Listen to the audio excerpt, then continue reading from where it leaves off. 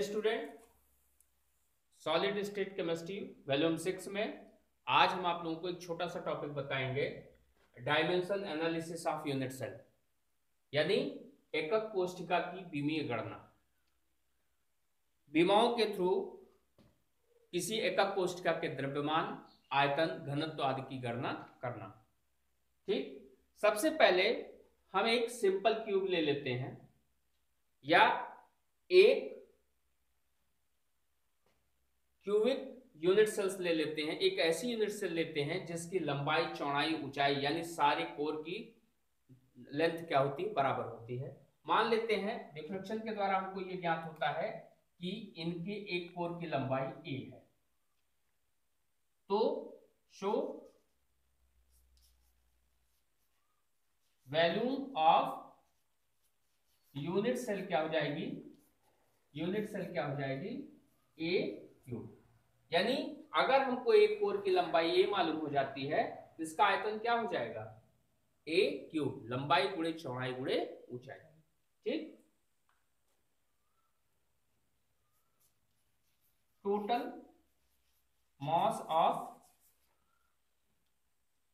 Unit cell क्या हो जाएगा, total mass of unit cell यानी इस पूरी इकाई कोशिका का कुल द्रव्यमान क्या हो जाएगा, Z इंटू M, जहां Z क्या है, where Z is equal to number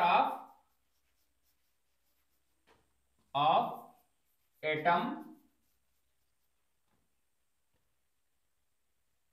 present in unit cell, यानी एकक कोशिका में उपस्थित अणुओं की संख्या।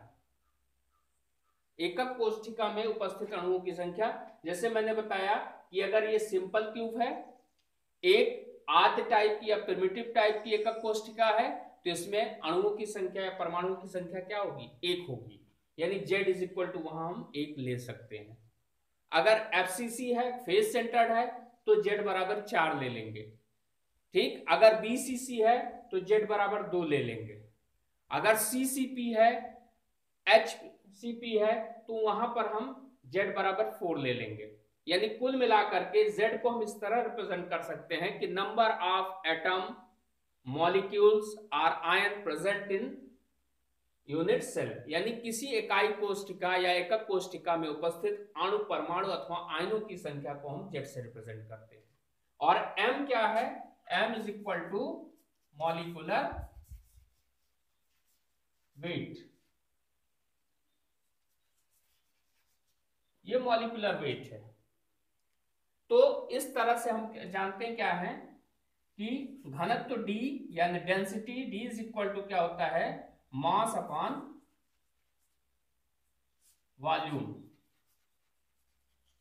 द्रव्यमान बटा आयतन।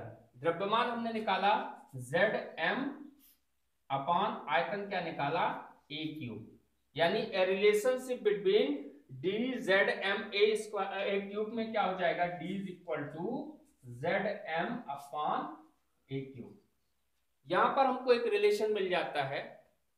अब कह रहे हैं कि M is equal to, but small m is equal to capital M upon Na।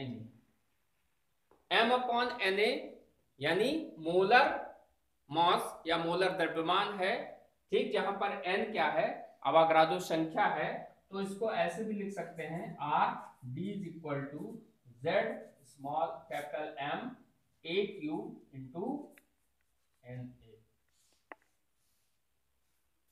ठीक, अर्थात यहां पर हमको ये रिलेशन मिल जाता है, Z is equal to D is equal to ZM upon A cube Na, जहां पर D क्या है, डेंसिटी है, घनत्व है, Z क्या है, नंबर ऑफ एटम, मॉलिक्यूल्स और आयन यानी अणुओं की संख्या, परमाणुओं की संख्या अथवा आयनों की संख्या जो यूनिट सेल के चाहे कॉर्नर पे उपस्थित हो, चाहे उनके बीच में उपस्थित हो अथवा उनके फलक पर उपस्थित हो, उन सबका योग। और M क्या है, इसका मोलर द्रव्यमान है, और A क्यूब क्या है, इसका आयतन है क्यूब का, और Na क्या है, अवागाद्रो संख्या है। Na की वैल्यू आप जानते हैं, Na इज इक्वल टू क्या होता है 6.022 इंटू 10⁻23 एटम पर मोल।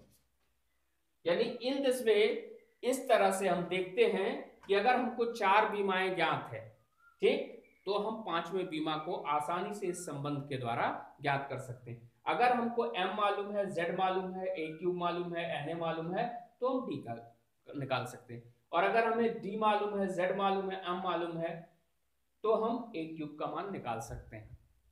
तो इस तरह से ये संबंध जो प्राप्त होता है, इसकी सहायता से आप आसानी से, ठीक, कोष्टिका की बीमीय गणनाओं को या संभावित बीमीय गणनाओं को कर सकते हैं। आगे की वीडियो में मैं आपको इसके आगे का चैप्टर बताऊंगा। अभी तक अगर किसी को कोई भी प्रॉब्लम सॉलिड स्टेट से हो तो नीचे स्क्रीन पर हमारे व्हाट्सएप नंबर पे आप उस डाउट को दे सकते हैं, मैं उसको सॉल्व करके आपको अगली वीडियो में बता दूंगा। प्लीज़ इस चैनल को सब्सक्राइब करना, लाइक करना और कमेंट करना ना भूलें।